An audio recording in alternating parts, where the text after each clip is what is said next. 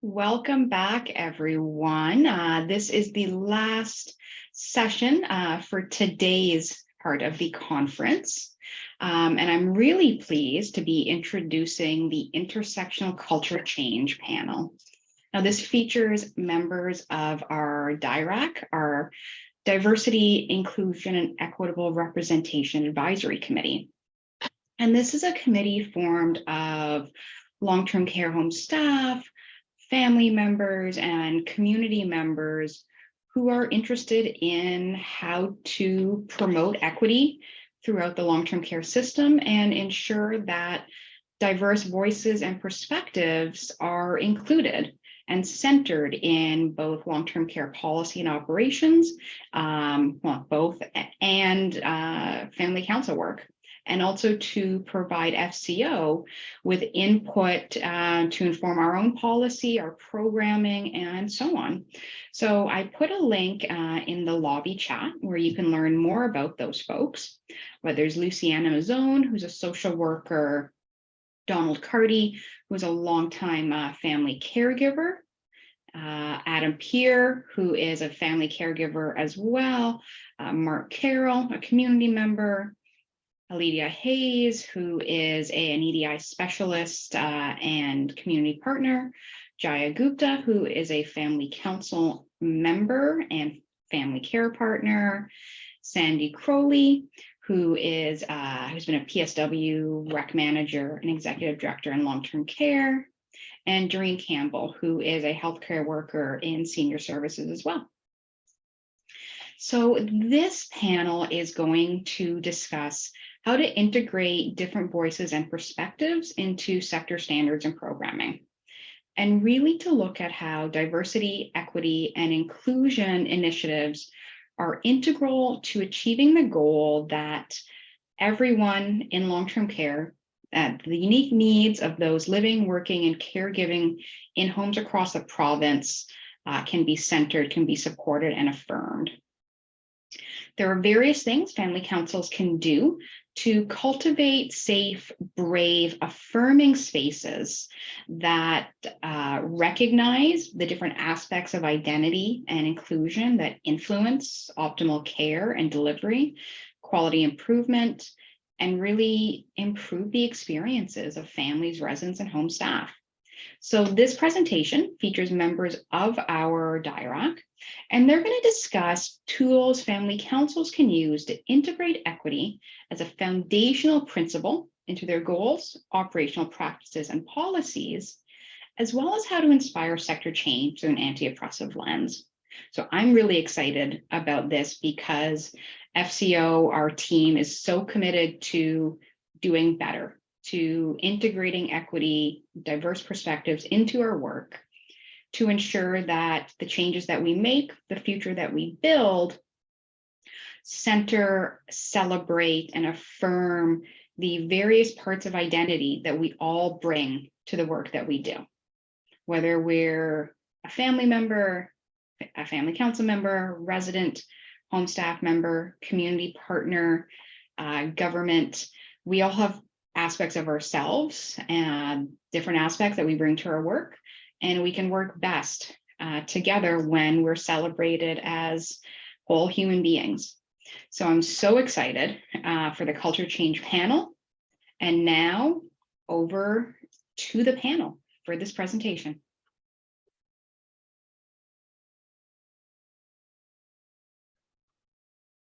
Okay, hello everyone. My name is Tiffany Furon and I'm the Policy and Research Manager at Family Councils Ontario.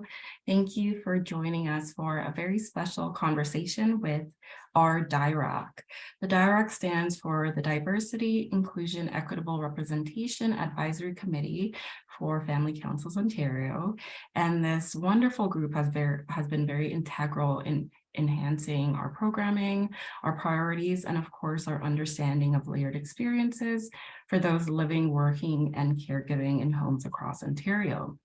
We recently reached our 2.5-year milestone, and our group has gone through different changes, new members, different types of partnership and participation. So it's great to have a really great, strong group that are passionate about looking at everyone's diverse experiences and looking at how we can enhance EDI initiatives to strengthen long-term care. So I have a great group with us today. Not all of our DIERAC members are available to join us for this session, but they do send their regards and of course their support for what we're doing today. We are going to be sharing some really great key takeaways and just tools from our members on how we can advance group development, whether it's in long-term care home communities, family councils, or even in your own EDI focus group. So thank you for being here and thank you for being a fly on the wall for one of our DIERAC meetings. So we're going to get started by talking a bit more about the membership part of our group. So how did we break down silos when it comes to finding different people from various backgrounds and creating this space? So I might call on one of our first members that joined the DIERAC, and this would have been right before the pandemic. So lots of growth and lots of changes. So I'm going to call on Adam to be one of the first to share some thoughts on the topic of breaking down those silos. So our membership right now, it does include a mix of staff, caregivers, and sector partners. So Adam, what has been key to you for members in finding common ground and having this space to discuss different topics? I have a couple of thoughts. One, I think, is that in terms of the committee, there was a common interest of everyone who was in the committee in terms of people living in long-term care and diversity, equity, inclusion. Yourself and other staff at FCO created a safe environment where people felt comfortable to share and participate. And although we haven't maybe all always, agreed with other people, there's been a great discussion, great dialogue. And I think two other important things are the building of relationships, which has occurred over a long period of time. And also, I would say the trust of the committee members to feel, because sometimes I think people have, shared very personal stories of things that have happened to them or their loved ones in long-term care, and also their experiences with diversity, equity, and inclusion. And I'm thinking specifically some of the stories that have been shared about racism and ageism and homophobia, etc. Thanks, Adam. And you've raised some really great points, especially about the trust. We know there's a lot of sensitive topics that come up when we're looking at anything EDI related. So I think that's a great point in terms of that group development. I'm going to call on Sandy for the same question.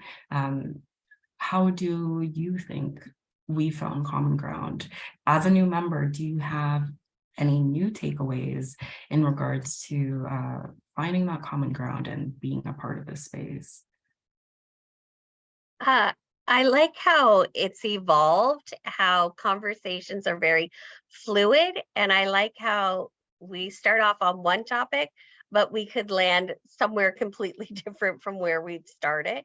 But that space is given and time is given for those discussions, which I think are helpful.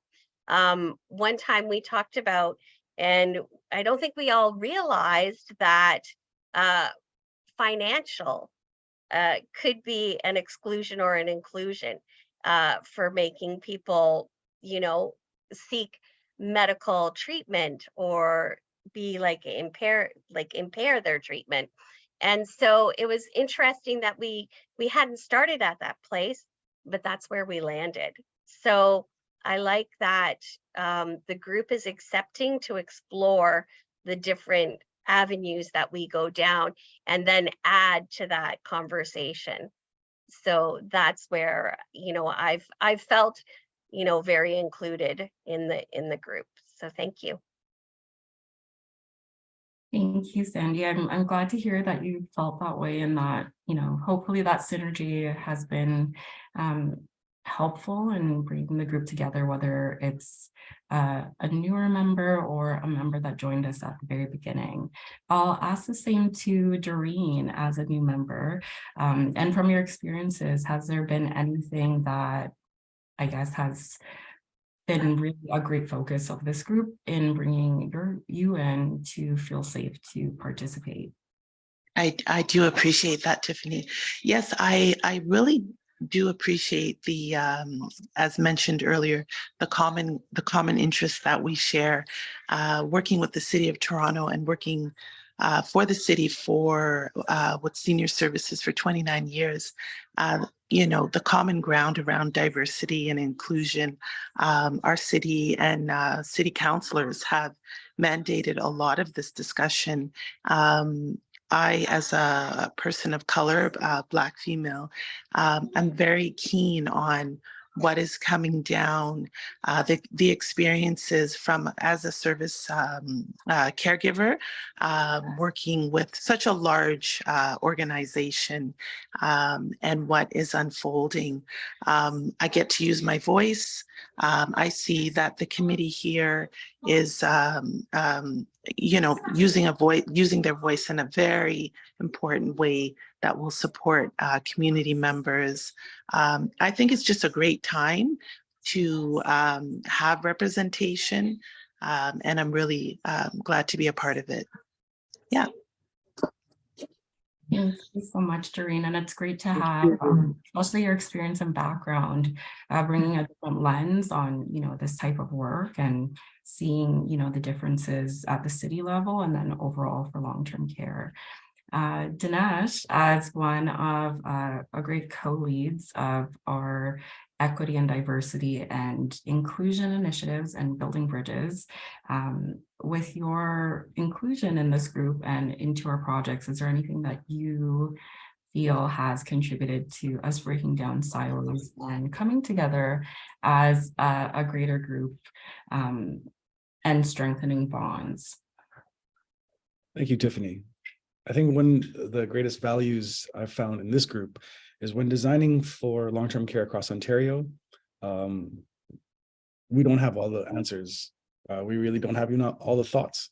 So to value everyone else, that this is a team game and a team effort, reaching out to as many people and to hear as many voices as we possibly can. That is not to say that we have everyone's voice, but we certainly are trying to include as much as we can and are aware of where we are limited and are continuously growing. I think that's one of the greatest things I value about this group, is that because we're open to growing and open to learning, we are trying to draw on what we don't know and learn of our weaknesses, but at the same time sharing our strengths, which is our stories that often in long-term care industry aren't always heard or shared. Not because they're blocked, but because it's just the environment that wasn't as inclusive as it is now. So this group, when creating anything, I find great value in just picking the minds of people. Be like, hey, if we're your closest group of friends, except we're super diverse, and we're like, hey, we span across quite a breadth of experiences, and I think just that's a great start for others to mimic. Is not, we don't have to have all the answers, but certainly expand your breadth of understanding by hearing other people's point of view. You may not agree with it. I may not have those experiences. However, I can still value them and keep them on the drawing board of like, okay, this is how this might consider, this is how this person might consider. And when drawing up the Building Bridges program, the DIERAC was the absolute greatest focus group possible to, hey, just be like quick, hey, what do you think of this idea before it goes out to the greater world? Just getting people's perspectives, having them think on things or provide views that I didn't even consider, or in my exploration with other professionals didn't come up. So, this is a very honest group because we're formal and informal, so we can keep it real, but at the same time, keep it professional for the video. And so this has been a great space, a safe space for just talking to things. And that's where in developing anything, especially for others, it's been a great tool and resource. Thank you so much. That makes me feel very warm. So thank you for sharing that. And I think if anyone were to jump on our website and look at our DIERAC page and look at the biographies, it's so many different perspectives, lived experiences coming together. So I'm really happy that we've, reached this point where we feel comfortable to joke about different things, but also keep it professional. And then Luciana, who's one of our first members and brings a great set of eyes and a different lens coming from the perspective. So Luciana, I'm going to ask you the same thing. What do you feel has been integral to our group breaking down those silos and then strengthening our bonds when we look at the long-term care population? Yeah, so I think what has been key is really from the start. Sorry, I'm in my office here. From the start, we really developed what the purpose of the DIERAC was going to be. And we really developed a key terms of reference and just some of those items that really bring us back to the reason why this committee was created. Again, I think we all have different lived experiences and all come from different backgrounds, whether it be long-term care staff such as myself or caregivers. And I think keeping in mind that everybody has a different lived experience and that everybody has different perspectives to bring to the table has been really key. We've developed some meeting rules and we're all very respectful and empathetic towards one another and regardless of a person's experience. And I think that can only really elevate the group as we have so many different lenses that we can share thoughts and feelings from. I think that's a really great segue because the things that you mentioned are really positive elements for group development. So I'll jump into the next thing I wanted to discuss was looking at being intentional in group development. So we know for family councils or any committee, when it comes to, bringing a group of people together to discuss different topics, objectives, goals, things like that, it could be, on paper, it sounds like a very easy task, but it can be different and a little bit difficult when it comes to bringing together, Sorry, Tiffany, I think.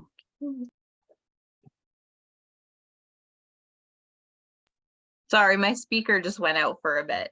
Oh, no problem. I had to check if I was muted just to double check. Yeah, so I was going to go back to Adam, where we started our first question, just talking about breaking down the silos. So I was mentioning just assembling a group of people and how difficult that can be when you might have different goals and objectives. So what do you think is important when assembling a group of people from different backgrounds and moving beyond that general construct of diversity? Thanks, Tiffany. Well, I remember when the original call went out in the FCO newsletter, it was very explicit in terms of what the organization was looking for the people to be on the DIERAC committee. And I think that's important because thinking about diversity, equity, inclusion, it's a continuum. And on our committee, as I think most committees, you have people at various points in terms of their learning and unlearning and their comfort and their understanding in that. But we have, as the committee has gone on and I guess developed in that, we really have focused on, and I think other people have mentioned a bit of this before, so sorry for repeating, but I think the value of not only the value, but also hearing the different voices and the fact that that recognition that people are all on different places and somebody may be very knowledgeable about a certain topic, but really beginning their understanding on another topic. And I think that's all important in terms of assembling a group like that. And there are two different things. You've assembled a group, but also you have a group that works well together and has accomplished a lot. And those are two very distinct things. Thank you, Adam. I am very proud of what the group has come together and done.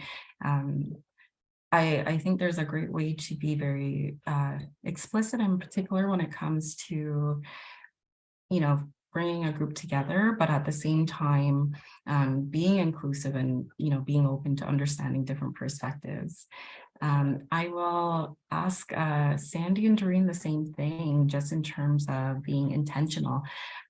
Sandy, I'll go to you first, and then Doreen. Do you have any, ideas or tips that, maybe family councils or other groups in long-term care homes should consider when it comes to positive group development, or even improving, a group that's already existing, but making sure that there's a bit more synergy and collaboration? Sandy? Yeah, it has been challenging with COVID for family councils, and we understand that people have priorities that are sandwiching them. But at the heart of everything is that everyone wants to advocate for the resident. And my journey, I started off as working in long-term care, but quickly became the caregiver to my mother, who is now at a satellite hospital.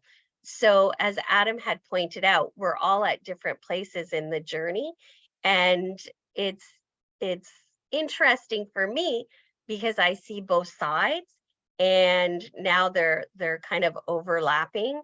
And so it's a positive experience, and being here and hearing the stories and the journey that people have been on is very helpful for when we go back and we look at our family councils, and ensuring that we are meeting the needs for diversity, inclusion. Yeah, absolutely. I hope that answered the question. It did more than you know. Thank you so much. Doreen, any, takeaways from you in terms of being intentional when it comes to group development and bringing people together to have that cohesion? Yes, I appreciate that. I want to also maybe piggyback a little with Sandy as well in long-term care. I think the needs that were very much heard of in the community during the last 2 or 3 years with certain communities and just accessing health around the vaccination or what have you, just once again highlighted, for example, in the Black community, in certain areas. I know we talked about areas that had desert, I think was a term that was being used, just accessing quality healthcare. And just hearing from those communities. So with the need around having voices in particular communities that were maybe delayed in accessing the vaccine, I want to say. Now, I want to also mention that over the years, I've seen different communities, service receivers coming into long-term care. And it's interesting because in the last few years, governments had a big say on, whether we were cohorting or we were isolating due to the outbreak. And it was just interesting to have this committee know what, somewhat like a watchdog, and know what governments were doing, enforcing. We saw Toronto Public Health really being an integral voice in what was happening, who was coming into long-term care, whether you had vaccination or not. We saw staff who voiced their refusal to be vaccinated and who were out of jobs. So I think it's really important to just be able to highlight or just bring attention to what's happening on the inside of long-term care, and when governments are enforcing, whether it's new practices or policies. So I just think it's important to be able to be a voice, sharing in, the inside discussions, as well as what's happening in the community with individuals, a variety of individuals like ourselves. So I just thought that was important to just mention. Mm-hmm. That's very important. And I think that's key for the group development. It's like identifying different needs, interests, and then, maybe unpacking those things to learn a bit more about, the audience and the demographics. So I think those are great points in regard to looking at that different backgrounds and bringing people together and, trying to understand a little bit.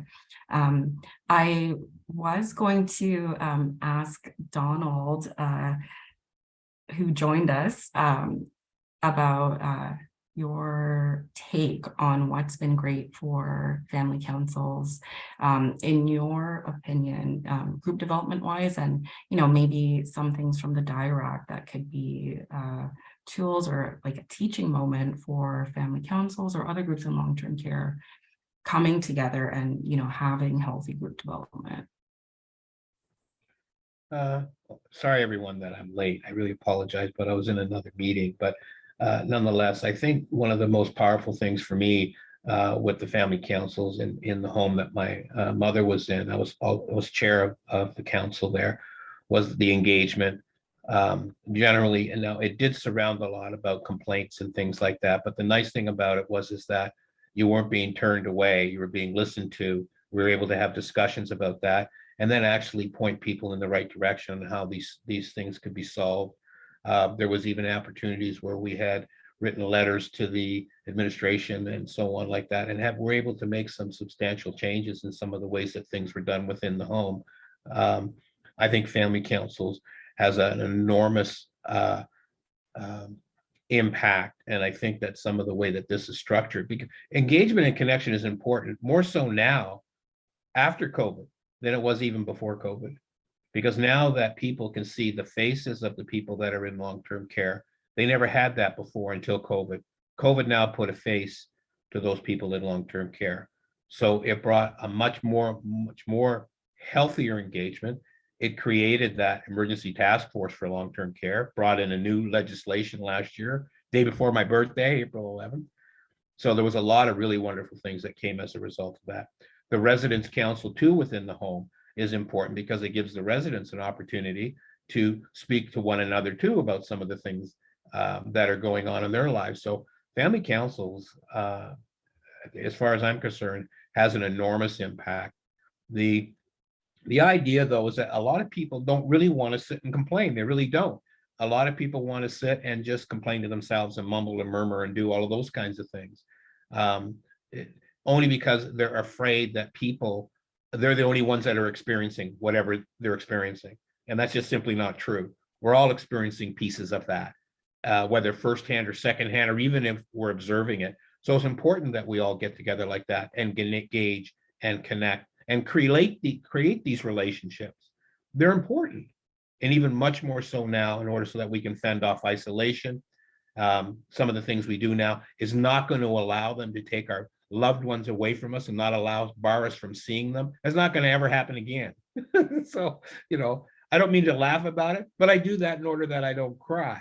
But we have made some front rows, and I think that family councils had a tremendous opportunity. I don't know how many meetings we had through the family council over COVID. It was just incredible, the participation and the invitations that we had to be a part of things. Adam and I were on a couple of different things together to help advance that, and that was a direct result of being a part of the family council. So what was the second part of your question? I'm sorry. Well, I think I wrapped it up. I think you hit really well all of those good points, and I'm glad that it's I think at this stage we can kind of see the silver linings of COVID and what, was exposed and what got the attention it needed and the relationships that were built from that. So yeah, let's laugh to stop ourselves from crying. I do agree with that. Luciana, I will pose the same thing to you. I think your insights, especially as, in a team, I'm sure it's been difficult to see what's been going on and, having to decide, what's, what you're seeing and how you're going to digest that, and then come to this group and, share your experiences and insights with us. In terms of that group development piece and, being a part of, a greater system, what do you think group development should look like based on your experience? Yeah, I have a different lens to bring to that. So for group development, I think what has been really integral as I kind of provide support to the family council in my home as well is just engaging with family members and encouraging them to be further advocating for themselves and their family members, just to kind of realize as a group why that group is being formed and what the objectives are and what I can do in my greater system to help to support that. So whether it is more education as part of that group development or more resources that I can provide to sort of bridge any gaps, and then of course to support and empower families in that group to really advocate for change, for their needs, for their families' needs, to really ensure that the group continues to kind of develop and, reach whatever immediate goal is in the future. I feel like over time with group development, as groups change, goals change as well. And I think what has been good is just ensuring that I'm available to meet people where they're at in terms of their group development to help them achieve their goals. Those are some great points, Luciana, especially about the gaps. I think sometimes gaps are seen as a negative thing when they can really be, a teachable moment or like an area to garner more understanding and even being a little bit more patient with certain people when you know that they're still on their journey. So I think that's really good insight. So I'm going to put 2 points actually together because I think they correlate really well, and that's the topic of longevity and belonging when it comes to the DIERAC. So I keep saying the years that we've been together, it does feel longer. I think we know each other on a different level now, and that also goes for our new members because I think everyone just kind of fit in like, a puzzle piece. It wasn't like a huge transition of we have new members and now we all have to, change or things feel different. I think the intentions of our new members, it's very obvious, and we were able to find a good groove even in the last 6 months. So in regards to longevity and our favorite word, belonging, it's been a really big staple and foundational principle that we've talked about as a group. I'll go to Adam to ask, we've been going strong for 2.5 years. What do you think is a promising practice for longevity?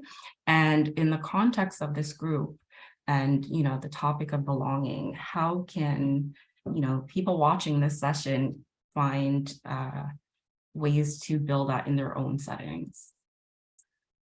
I'm going to address the longevity piece, and I'm going to actually let other people talk about belonging, but this is going to be really strange, but it's actually, I think, in this committee's situation, COVID had a big part to play in how the committee has been around so long, because in the beginning of the committee, it was just before COVID, and then we got in COVID, and I guess in spite of all the horrific things were happening to people outside of the committee in their lives, we found space in this committee not only to do the work what the committee was set up for, in terms of supporting people in long-term care and diversity and inclusion, but people could share their horror stories or their frustrations or their,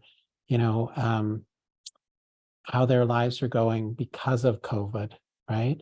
And I think that in a strange way, because, I guess it's a positive thing about COVID. I mean, and I guess the other thing about the committee is all the projects and I guess the goals, things that we've worked on, we have, if I look back from the time the committee started now, I can see how those projects and all the discussions about diversity, equity, inclusion really are part of FCO now.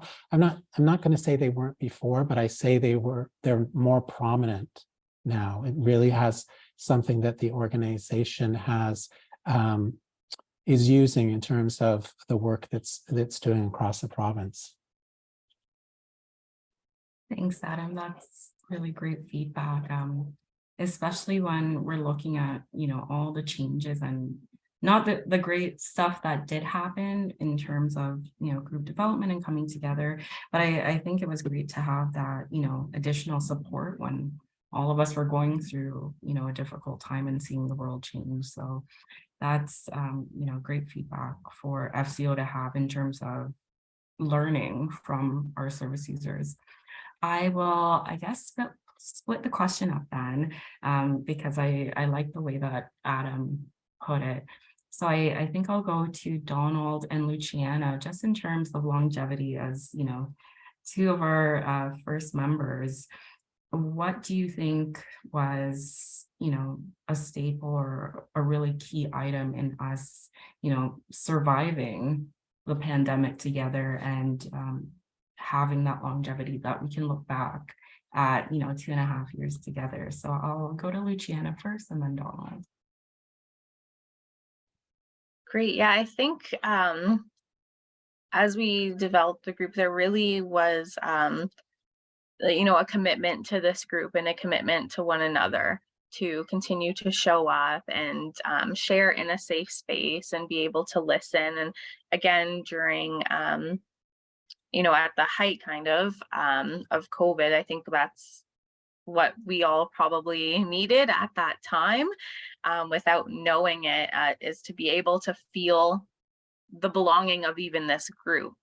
I know belonging is just such a foundational principle for us, and I feel that everybody does truly belong in the group. And what has been promising as well for longevity in this group is seeing the new recruitment as well and the continual growth, and letting people know that they are welcome in these spaces. They're welcome to learn in these spaces, share in these spaces, and join in and belong to the DIERAC. So I think as we move forward, that's really an exciting concept too, that, we're open for people to join the group and learn about the group and to share what we are all about, so that people can kind of see what an impactful group that this is. Thanks, Luciana. I'm smiling because I'm really happy to hear everything regarding, it being a safe space. Donald's laughing because every time any of you share something, that's sweet and positive about how you feel, it makes me feel very happy to know that this, it goes beyond just like a committee with one goal. We've made, relationships here. So Donald, I know belonging is very important to you, and you were a really great crusader in, talking about belonging. So when it comes to belonging and longevity, what can you share with us based on your experience with the DIERAC? I think to piggyback on Luciana and Adam, I think they brought up some really excellent points in both of those areas. To me, I kind of look at it as an overview. Belonging became our foundational, the principles that we were laying out, even when we were building the tree and all those things that we went through with the leaves and the branches and all that, really great visuals. And I think it touched each one of us in a very, very, very deep level, because our conversations got deep. We created an exemplary safe space where we could share. We have laughed, we have cried, we have held each other's hands, even though it might have been digitally. We comforted one another as we were suffering and going through these things, as we were suffering over our loved ones and so on. So it was an incredible build. And then as we look at how we were brought into some of these conversations that helped change the way people looked at long-term care at a much broader sense. We may not be able to see the impacts that this council has actually have, and more importantly, the energy and the heart of the individuals within the council. I think is probably the most important part, because it wasn't just that we were talking to one another. All of these things that were happening to us changed the energy in whatever space we were in. But then as we started to move through that, and we kind of deviated away from belonging, because now we were focused on long-term care and what was happening to people within that and the impacts of COVID-19. And when I talked about how everything now is becoming humanizing, and now the focus of belonging it's not that it took a back step to it, it's just that the language changed on it. So we're looking at more relational things now, we're looking at more of acceptance and things like that. And then Dinesh brought in a whole bunch of different kinds of modalities now that was going to take us in another completely direction, that brought in different elements now to give us an opportunity to think and see things even different from the belonging perspective, of which we all want to have anyway. So I think it was a great journey that we've gone through, and the things that Kathleen was doing and the impacts that she had. And of course, you, Tiffany, leading this whole thing. So there's a number of different things that, if we look at the whole journey, this pathway that we're on, was incredible, not just for us, but it was also incredible for the communities that we represented. And it was also responsible, it was also great for each one of us that participated and had these opportunities. And I tell you, like I say, well, we cried and we laughed. We all know what all those things were about, as we shared very deeply in an incredibly vulnerable way. And you know what else is that, because our loved ones are also vulnerable, and to understand that vulnerability existed, whether we were ill, sick, looking after people, or trying to change things in the lives of people and shape them in a different way, was to me one of my most treasured experiences. So I'll always feel I belong here, even if I'm not here. So thank you all so very much. It's just been an incredible journey. Amazing. Thank you, Donald. And no one is a paid actor.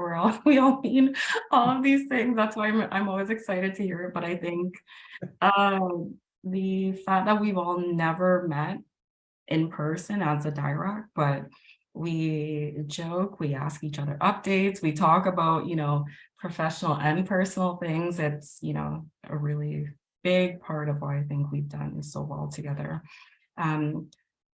I know we are running a little bit low on time, but this conversation, I'm hoping we can still keep going and talk about a couple other key points. That's why I will probably turn the floor to Doreen and Sandy as new members, and getting through that transition of being introduced to a group and then participating. Are there any aspects that have helped you feel that you belong to this group, even in the few months that you've been with us? But you both have been very vocal and very helpful in sharing your perspectives and ideas. So I'd love to hear from both of you in terms of if there's anything that made you feel like you belonged, and something that we can teach the viewers that will see this session in terms of that group development and bringing people in to feel like they can be a part of a group. So I'll go to Sandy and then Doreen.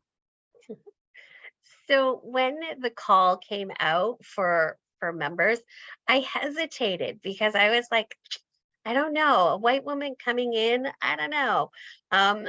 So I was nervous at first, but I always believe that sitting back and being silent is not how we move things forward. And so if you're not, I know it's cliche, but if you're not part of the solution, then you're part of the problem. And so that's why I did put forth my application, and I was so honored when I was like chosen to be part of this group, because I've taken back a lot, and food for thought on many different levels. And so that's been helpful to me, and communicating that back to our organization as well. So, and being allowed a space, a safe space to share, has also been very helpful. And listening to stories and sharing journeys, I don't know. I'm kind of one of those people that I'm like an old penny that keeps coming back, even though they don't make pennies anymore. And so I really appreciate that you welcomed me into the group as the old penny, and allowing me to have a safe space to learn, but also to put things into action. So thank you. Thank you, Sandy. That is very much appreciated, and you are, very much welcomed into the group. And thank you for all you've done and said and shared so far, and being so honest, because that allyship is important too for us to go anywhere. Doreen, I'll ask the same to you. That's right. I do appreciate again. Yes, just to add to that, I think on a personal, professional development level, having the skills that I have, I always thought that, sharing is caring, of course. I see that the group presently has such a wealth of information, and I really do appreciate that you're all such caring individuals. It's not that I just because I work in healthcare that I'm this individual, but I've had a great opportunity to live with my grandmother, and I do always have such a connection and an appreciation for being with seniors. Of course, respectful with the wisdom that they have to offer. I've always felt like I've been that intergenerational, the younger individual with the older individual, and just bridging and gaining so much from them. So on a personal level, I always had that background and wanting to have that passing on. I always feel like I'm that generation that it's my time to pass on. And of course, the pandemic has kind of just continued to edge me on that journey. I think individuals should always come from a place of passion. And if this is the time, just get into it right now. There's no better time than the now. And pandemic pushed all of us in that direction. So, I always want to be engaging. I see that it's a safe space, as Sandy had mentioned. I always want to be respectful. And it just really, if you connecting, if you're not connecting, maybe it's just not the forum for you. But I really do feel that the time is now, and I can lend, a hand. I can lend a voice to those who are looking just to find that group. And I really do feel I'm in a good place, that I can do a lot. And if anyone needs me to be a key person, I really do feel that I landed in a really good place. And that's it for me. Thanks, Doreen. I feel like we've discussed so much about, that safe space, and that being, a core part of any of these discussions and coming together. And I think we've all contributed to that in some way. And, sometimes that might mean, just listening, or, talking privately after, or providing, a shoulder or an ear, after we've discussed a topic that, can be sensitive. So I know we're coming to, the end of our session and our time together, but I guess just with a quick lightning round of going around the table so we can hear from everyone.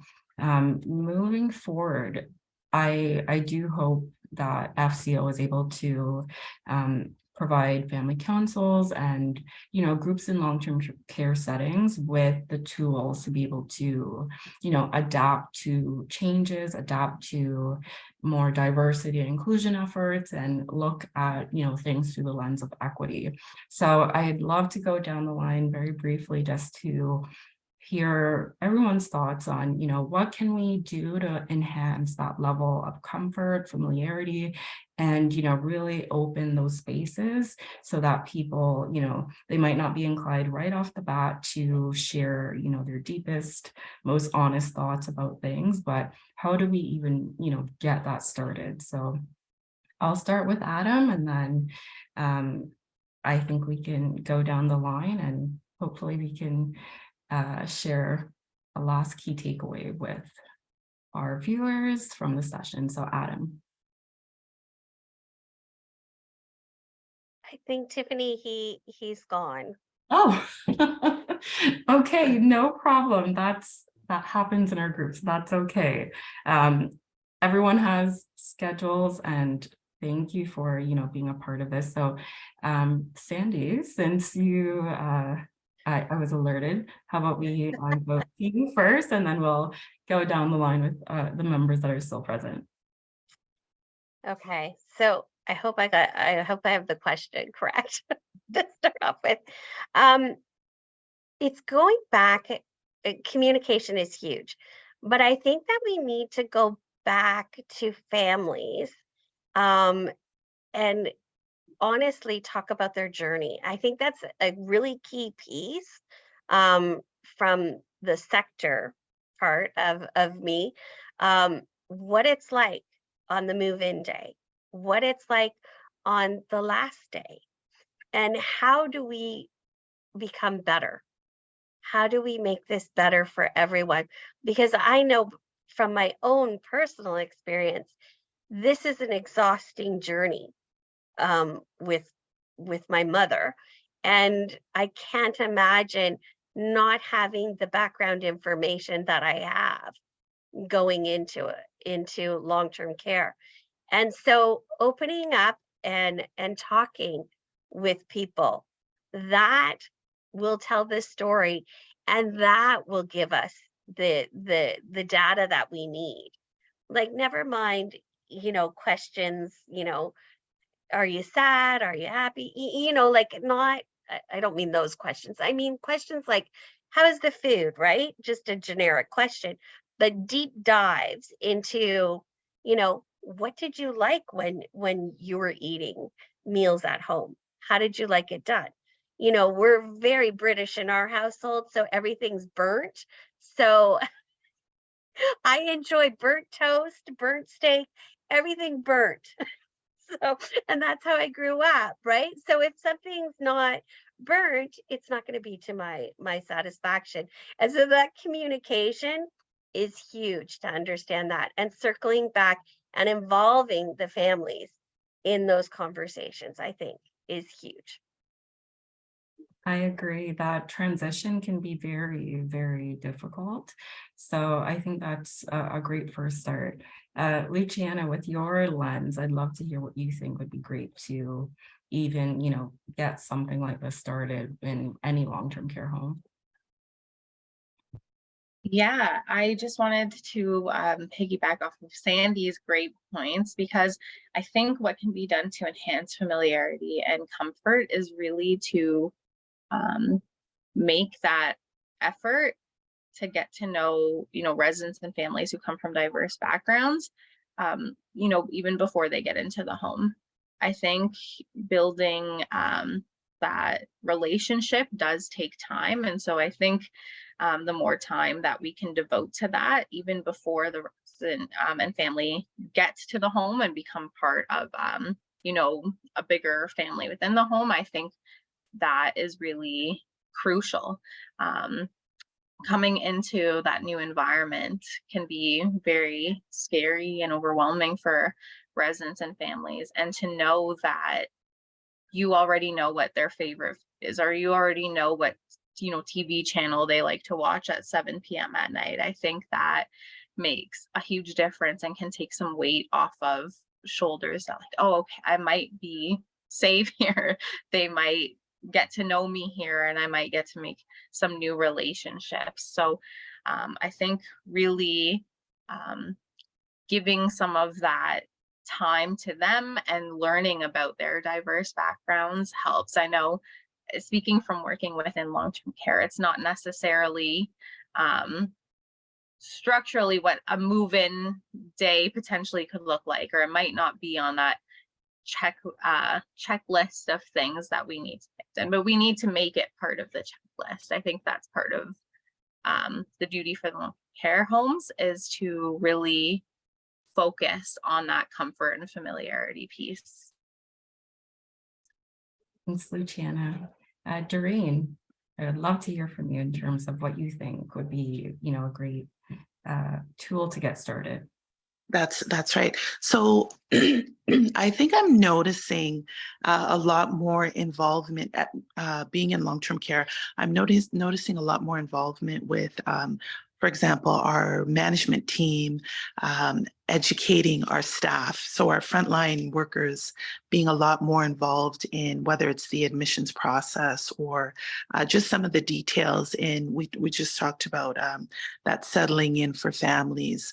I think we all as staff just need to have just be equipped with key tools on how to communicate with families, whether it's the initial admissions process and several weeks, several months. So I think we just all need to really develop some key points on, I think it just helps in building more positive relationships with families, and being the service provider, different approaches on just to improve our service from our service perspective. I work in, for example, our rehab department, and, many times we're reminded that, our conferences are important to attend, not just to do documentation, but just to have either face-to-face conversations with family members. So I think it's no longer just for example, a specific individual like our counselors and social workers. I think whether you're in housekeeping, laundry, or for me, our rehab department, it's important to have those conversations with families and vice versa, that they can stop those individuals and have relevant questions and not just put it off. So I think it's just important to really enhance how we build the connections with families as they're coming in, and staff, and how we provide communication, interpersonal communications with families and vice versa. So just wanted to add that. Mm-hmm. Thanks, Doreen. I love what you said, and I think it really makes it very clear that needs to be a priority too, that we're not just, focused on certain members or individuals in a long-term care community. We're looking at, the big picture. So Donald, I would love to call on you to wrap this up. As one of our members that have been here very long and participated on so many tables and always been so willing to share your expertise and knowledge and personal stories, everything has been very important to me, and I'm sure this group, in terms of what you've shared. Where do you think families, residents, staff can get started when it comes, to these discussions? And what's a great takeaway that you can give us to wrap up this discussion and, making this type of work a priority? We need to change the way we think of things, and the way that we need to humanize everything. We need to understand that everybody is a human being. And the other part of that is that we need to celebrate things. It was a very difficult conversation to have with my mother, having Alzheimer's, and talking about her going into long-term care. But I decided to treat it like a rite of passage. which is no different than when you graduate from high school or when you graduate from something. You're moving on to something brand new. It's not the end of anything. It's the beginning of something. Think of the possibilities. Everything brand new. On the receiving end, when we entered that home, my mom just couldn't believe everybody knew her name and all the rest of that because I was there a couple of days before preparing the way. So if we try to do that, not just in this case, but in our entire life and spread that out, the dynamics are changing here in Ontario. Right now, visible minorities are, if they're not already, will be the majority. There's going to be 500,000 people coming into Canada. The majority of them are heading for Toronto. It's not that we're being forced to do anything, but we need to understand that we can learn a lot and celebrate a lot of what these new immigrants are bringing in, and also the impacts that it's going to have in a lot of different areas. This is going to be a wonderful opportunity for us. But if we start to treat a lot of these things like rites of passage, and we treat these things with that human aspect, it changes the whole shape of the way we look at life and the way that we look. I don't really like the word resident, but I can't think of a different word yet. The other part of that is that, I mean, when was the last, I mean, the other part of that, to humanize that, is that a home needs to be a home. My mother never got up at 6:30 in the morning in her life. She was up at 2:30 ironing things. So we need to start to humanize this. If it's going to be a home, that's my mom's home. That's not your home. You just work there. You're a visitor. But that's not the way in most cases that they're treated. And I mean, how many homes have you ever been in where the nurse's station is in the middle of your home? Not one, right? Because we don't live in those kinds of apartments or houses where things happen. So we need to start to look at things a little bit differently from that aspect. So if we look at things as celebratory, we make sure that we keep the humanizing of things in there, and people have just as much they have the whole fluctuation of emotions that we all have, feelings, despair, joy, sorrow, and all those kinds of things that we're all celebrating. Just my mom had passed away in October, and that was a rite of passage. But I created a very sacred environment for her because my mother's life was sacred. And it wasn't about saying goodbye. It was for her no longer being suffering and in pain in this world that we live in today. And that's what a rite of passage is. So if we start to look at things that way, it lightens the load on everybody. It makes us a little freer, a little open. And if we keep just understanding in our minds, humanizing, I'm not going to bring in this idea of loving people the way you would like to be loved and that sort of stuff. Just humanize it. We all know the human aspects of everything. We can see it in everybody's faces, and we've seen it in the young and the old. Somebody asked me the other day when I was preparing for a speech, he says, well, what letters do you have at the end of your name? I said, well, I don't have any, but I did survive adulthood and I should get a certificate or a diploma for that. So we have to kind of look at things a little bit differently, just about everything. And if we look at everything as a transition, which is just into something new, it's not the end of something, it's the beginning of something. Just like the caterpillar going, evolving into the chrysalis. We don't know the suffering and the struggle that's going on inside that chrysalis, but that's the place. And if we were to look at things like that, where there's going to be some suffering, there's going to be some struggle, we're going to go through some things, because things that we don't want are going to want to stay alive, and the things that want us to be what we can become aren't going to become there until Richard Bach put it best, I think, when he said, what the caterpillar calls the end of the world, the rest of the world calls a caterpillar. And if we just keep in that mind and understand that we're all in transition, we don't know what's on the other end. Just keep it human and let's celebrate. I think that was the perfect way to wrap up this discussion. And thank you, Donald. Thank you, everyone, for being a part of this. And Donald, in that statement, I think if we can look at things as, a new journey, a new chapter, our former executive director used to look at growing older as, the third act and going on to something new. It's not a bad thing. It's, a new journey, a new experience. So thank you for sharing that. And I hope that we can continue to do our part to make sure residents, have a dignified, respectful experience, and are treated like they should as humans, and that families, staff, the frontline workers, everyone can contribute to creating these safe spaces. So thank you to our DIERAC for participating openly and honestly in this really great conversation. Happy anniversary to our group. And thank you for everyone watching and getting a glimpse into, how we operate and what a wonderful set of people we have volunteering with Family Councils Ontario. So thank you and have a great day.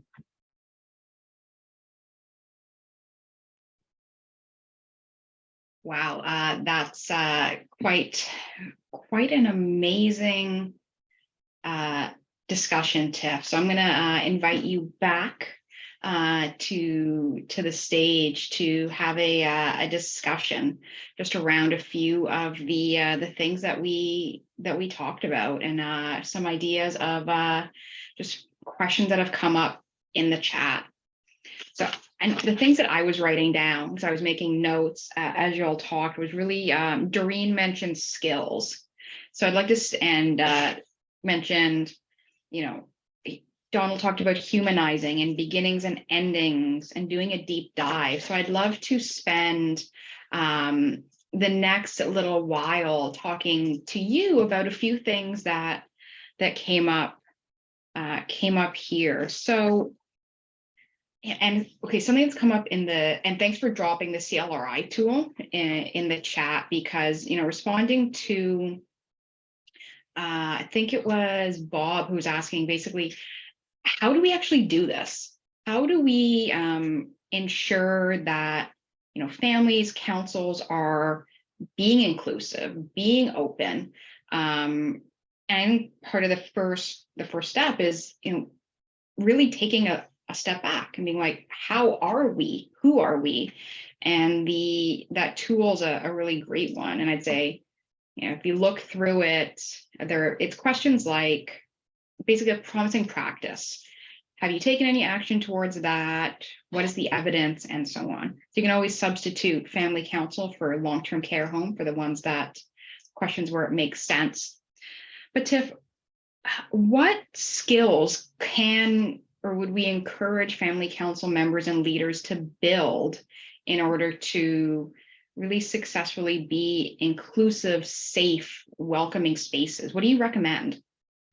So I think my recommendation is probably an unexpected, maybe simpler than it appears to be recommendation, but I think that all of this starts with patience. It's more of a long-term journey where I think, it's easy to be discouraged or to feel that, this work isn't going anywhere. But when you sit back and look through the lens of patience first and, kind of map out what it is that you want to do, I really love Bob's comment of, acknowledging you might want that, but it's harder to actually engage and, look at the different populations, cultures, religions, different types of people in your home and actually reach out and get the response that you're looking for. And I think it takes that patience to not only do that background research on, who you're trying to approach and learn more about and have these discussions, but you also have to take a step back and realize it's not going to be the same for every individual or family. Some, might feel offended if you approach in a certain way versus others might feel offended that you didn't approach at all. But it does take that patience and understanding as well to do that homework, do that background, and then really work to authentically engage. So we can't just use one framework or one strategy for a whole cross-section of people when, you're doing really meaningful EDI work. The other thing that I would say is a good skill and a good tool, or just like a practice, is if you do have a group that's come together and determined that this is a huge goal, do a bit of an audit of what everyone can contribute, what their experiences are, what they might know. And you'll find that there's a lot of, key things that you can pull from different individuals in terms of, who they might know or who they might have worked with, or what they've experienced before, to kind of build up, this is the knowledge that we have, but these are the gaps that we now have to fill and do more work in. So it's a long journey, but it's definitely worth it. And then it's worth it to the residents, families, and staff once they see that you're actually doing impactful, genuine engagement with them. Yeah, that's excellent point. Being patient. I'd say also, I think you sort of alluded to it, as curiosity is, and I think there's a way, and speaking from my position of privilege, is just trying to find a way to be appropriately curious, I guess, and I think we are living in a time of a lot of information. So, take some of Tim's recommendations about misinformation and checking your sources, but there's a lot that has been written by folks with different identities and intersections of identities online and aging. So you could learn more about how different cultures view aging, view long-term care. And for some communities, it's not a normal practice to have folks living in institutions. And, it's National Indigenous History Month. And institutionalization for a lot of Indigenous communities, it brings up trauma, harm, and so on. So I think that there's, ways to, do your research, read books, find articles written by people, not just, about them, by folks who don't have that experience or that identity, just to learn more. And, it could be, at a family council meeting, say, we just want to know people better. Or it could be after an event or a celebration. How do people celebrate Father's Day or Mother's Day, or Juneteenth? I know the end of slavery in the U.S. Like, what kind of things come up for folks? So I think that's what I have found useful from my point of view, just trying to know people a bit better, and figuring out what, how to bridge the empathy and the curiosity and the research to be better. Exactly. I think a big thing to remember too is we don't want to assume too much about the different individuals we're trying to approach. And again, that's why I think Bob's comment that was said in the chat is very important, because we do want to step away from creating spaces, reports, resources, different things, without actually engaging the individuals we're talking about. And that's, I think, can be very dangerous and harmful. And that doesn't bridge that understanding. Or when we look at truth and reconciliation, if we're doing things without Indigenous communities and, patting ourselves on the back, feeling we've done, our job, without actually engaging them in, what means most to you, and, your community feeling safe with others and feeling respected and recognized, it's that we have to, again, do that work and be patient. And we're not going to have a relationship, form overnight. It's going to take continuous, effort. Balancing doing the work on your own with actually talking to real live humans.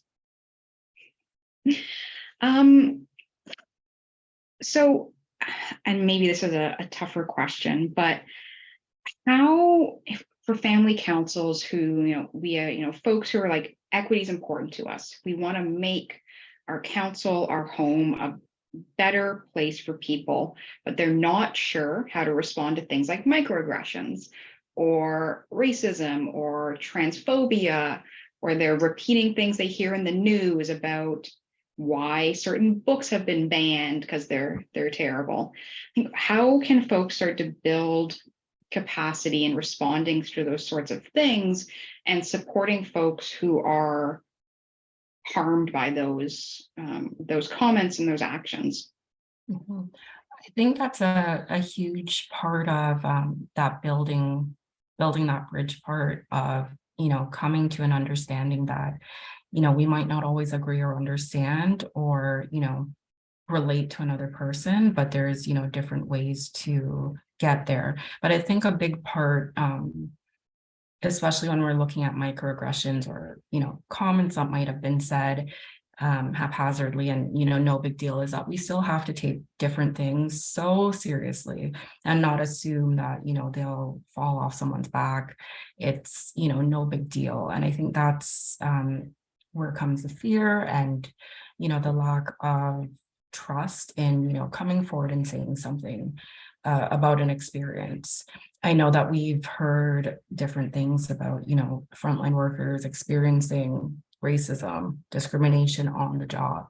And, for them to feel comfortable enough to come forward to speak about it, they're going to need, a management team, a staff team, a community that is going to stand behind them and say, we understand, we're going to make sure that this doesn't happen again.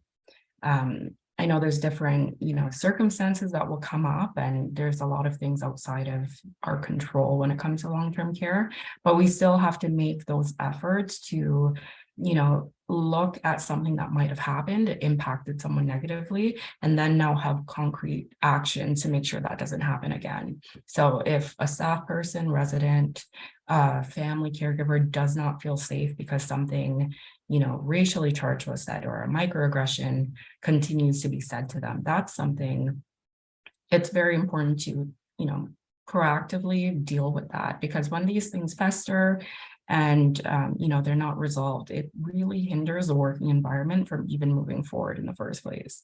And we want to ensure that, staff feel safe and they feel recognized and appreciated. And if they don't feel safe, coming in to care for a loved one, then, we'd have to worry about the type of care that they can deliver, or, if it's a stressful environment, are they going to, be able to work to their full potential? And the same goes for residents and families being able to enjoy, the environment as a whole. So I think there's a lot of work to be done at the top, where it's like we have to set the tone, whether it be government or organizations like FCO or family councils, different committees in your home. The tone has to be started somewhere. And then I think that's where, the work can be done to make sure that these things don't evolve into bigger issues that can make it really tough for people from, different backgrounds to feel like they belong. Mm-hmm. Leanne in the chat, Leanne Anderson's pointing out a good thing is, ask if the home has a diversity, equity, and inclusion committee or policies. And I'd say, and how do they implement those? Yes. So not just a piece of paper, but actually what happens. Mm-hmm. I think it's it shows intentional action and intentional understanding. I know we talked about that, with the DIERAC about being intentional, even just in group development, but moving forward with something concrete, it really makes a difference. And I saw Leanne in the chat also mention, about concrete examples. And I think a good thing about our partners and our friends at the Ontario Caregiver Organization and then Ontario CLRI do so much, different kind of work in the community and long-term care. And I'm happy to share an example of a home that actually started a cross-Canada research project looking at, the experiences of diverse populations in long-term care. So I believe that started with Macassa Lodge and grew even bigger. So once you, read through, there's a really great write-up on what they did and, the metrics they use and the different steps. So I'm happy to share that as well, just to, start those ideas, bring something to your family council to talk about. And, if you don't have a committee, you can definitely start one. Great. And I think, just learning about, Ontario is a very diverse province. As a whole, not all areas are diverse as others, or may have, specific communities that are more heavily represented. So you can just learn more about the community or the communities that your home is close to, and start seeing who's involved in those committees, who is involved in that work. I know one of the tactics that I've used in my life when I hear something, or it's like a joke that's really racist, homophobic, or a comment, or it's like, I don't understand what that means. Why is that funny? just maybe one I've had to use more times than I would like, but to, try to, maybe get someone to be like, oh yeah, I just said that out of habit, or because I thought this. And those are the sorts of things you could talk about at family council meetings, where it's like, we don't do this here. We're inclusive. The common ground that we have is we care about the people in our home. And so we're not going to do that here. Mhm. So I'm going to look and see what else is in the chat. But one question that I definitely, or one thing I want to talk to you about is because you do the policy work for FCO. If you're looking at a proposed policy or a change or some sort of initiative, how do you look at it from an equity standpoint? So, and what can you encourage, councils whose home might be saying, we're looking at this for quality improvement, or we're looking at this. What things can they think about to be like, is this really equitable? Is it going to really serve and advance our goals of being inclusive and having everyone feel they belong? I'd say with that, it's definitely not easy. I think personally, I can't speak for other policy and research, professionals or others, but I know for myself as a person of color, as a woman, with my own health conditions that are related to, different elements of my identity and where I'm from, culture, everything like that. I think, at some point we have to look at it at a personal level and then go broader. If I read something and I think this is great, but, for me, it's great, why wouldn't it be great for someone else? I think it's as simple as taking that step back. Even if you, can list 10 pros as to why it's beneficial to yourself, now list 10 pros for why it would be, beneficial for your friend Sam, type of thing. I don't think we can really have a collective journey when it comes to policy work until, we're all willing to see the personal elements that are needed in policy. Because to bring something to, a greater perspective, there has to be, I hate to say the word buy-in, but there has to be a level of buy-in from the community that, is being served by a piece of policy that, this is worth talking about, or I don't relate to this experience, but, I know my neighbor does, and that's important to me. So now I'm going to bring that forward. You have to really try to see, policy from different perspectives. And I think we've seen that over, the pandemic and different changes to legislation, even when people were, really concerned about like the transfers from hospital to long-term care. Things like geography might not impact myself or you, but it might impact somebody else. So it's kind of like we have to look at it from not even just our own lens, but very different lenses, and be willing to talk about the limitations, because not every policy or decision is going to fit everyone, but what is going to be the best fit that, a good majority of people can benefit, but then we're also looking at those that can't and making sure there's supports and resources for those people. So I don't know if that answers the question. I know it's a lot of work to do when it comes to big picture policy and embedding, equity into that, but it's, really at some point, all of us coming together and that equity being a foundation, becoming the standard, and, taking the steps to, sometimes we'll have to do the work a few times to make sure we're make sure everyone, feels included. And I think it's also, empathy is really, can you put yourself in someone else's shoes and have an understanding of, this works for me or it doesn't, and here's how it may or may not work for someone else. And then, check in, ask questions, and, see if someone is open to discussing it. Not everyone wants to. Some people are happy to, and figuring out, say, do you have the space for this right now, for this question? Is this something that we can talk about? And if not, okay. And there's a couple last points. Kathleen's pointing out that we're asking about the personal journey versus a collective. And I, really, I guess, pointing out that it's both. That I mean, we all have biases, and it's not just around, what Tim said about misinformation and our cognitive biases, but our actual biases. I was born and raised in a, white oriented North American society. Many of us are, and that affects how we interact with the world. And councils often are from a particular viewpoint as well.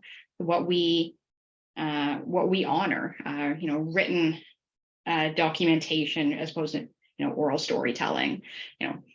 Robert's Rules was written by a military white guy back in the 1800s or something like that, because he made up rules around how to run better meetings. Doesn't mean they're bad. We should just know where this comes from, and it's not just one standard. So, Tiff, where's the balance between doing the work yourself and looking at, let's say, the policy standpoint? Is it one or the other, or do we try to tackle everything as best we can? I think we remember we're all human and we try to do things the best we can.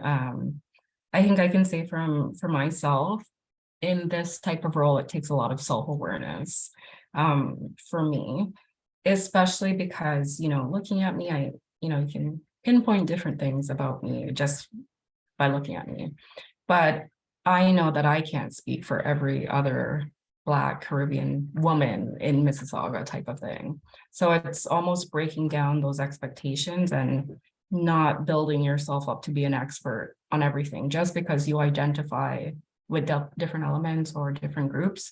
I think that's, kind of hinders the growth and understanding and being really effective in policy work, is us assuming, oh, I know best, or I had this experience, so yeah, I'm an expert, call me in type of thing.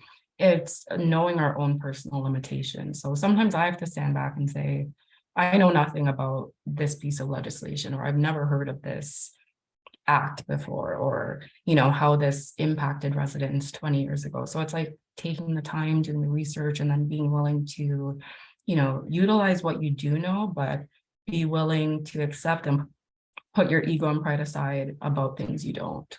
So I hope that helps with the policy work and making recommendations and suggestions, is still being, introspective of the different kinds of people that live in long-term care, and knowing, your own limitations in your role and how you can do things better. Absolutely. So yeah, empathy, curiosity, not tokenism. Yep. And we are all human, and we're going to make mistakes. But we can make a better world together. Exactly. So Tiff, thank you so much for your work on this session, but generally around policy and equity and making FCO's work better. And folks, if you want to learn more about our DIERAC, about the policy work, about how that intersects with equity and inclusion, please reach out to Tiff. I know she's always happy to chat about that. And having been a fly on the wall at several DIERAC meetings, they're wonderful, and I always learn something. So I am really proud that the DIERAC members have chosen to spend time with us and to contribute their lived experience and their skills. So Tiff, thanks again. Thank you so much.